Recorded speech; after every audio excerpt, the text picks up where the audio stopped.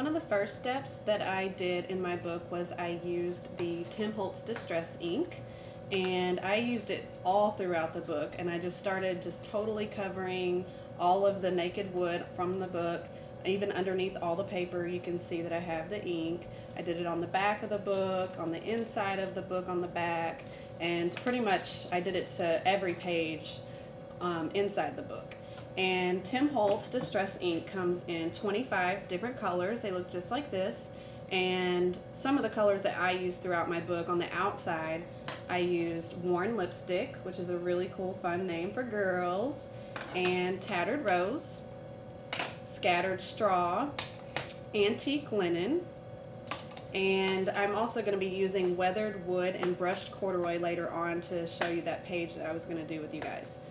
I will start out by showing you how I did the outside of the book. I already did some of it, so you don't have to get bored watching me do the whole thing. But it's really good to use the ink blending tool by Ranger. And Holtz and Ranger are kind of associated with each other if you don't already know that. So their products go really well together. You can get the ink blending tool, which already comes with 2 of the foams. Or if you need more, you can go ahead and buy an extra package of ink blending foams. And it's really nice because I found that you really do need to switch the foams out depending on what color you use. Because if you've used a really dark color and then want to use a light color, the dark is just going to come through. So you might want to get an extra set of those. But we'll just start out by applying the Worn Lipstick to the outside of our book. First, I'm going to start out by taking my ink blending tool and pressing it really firmly. I like to go over it a lot just to make sure I'm getting it really good on there. Get it all over the ink blending tool. And then start to apply. And don't be afraid of it at all. It does start out a lot darker than it's actually going to be.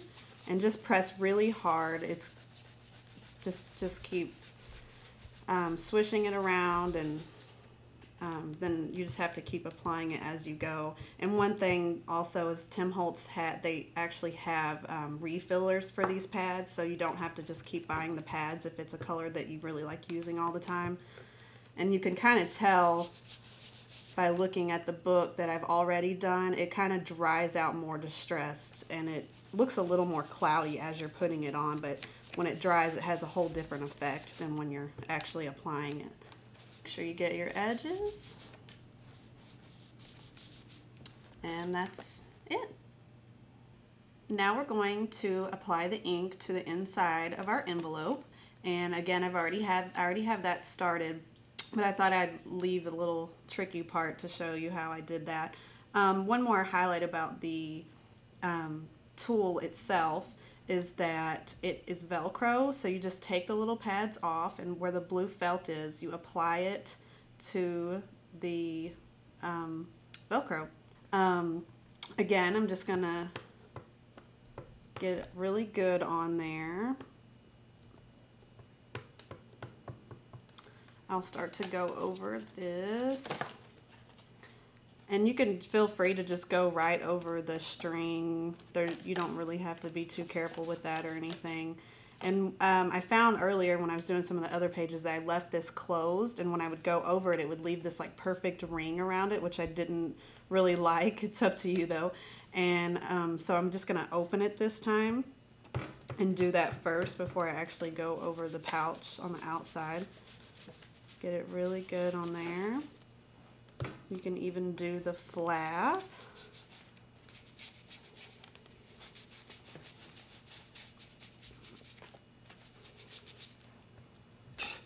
And it's kind of easy if you just hold it up, actually. Now that I've got the inside, I'll just go right over the outside.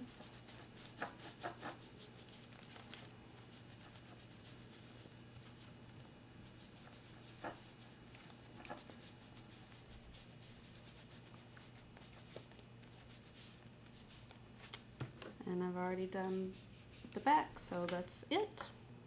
So just know that these Holtz Distress inks are great for starting a project or even ending a project. Sometimes I'm looking at my stuff and I'm like, God, I just need something else. And if you just apply a little bit of this ink, it really can help you finish up a project and put the finishing details on it.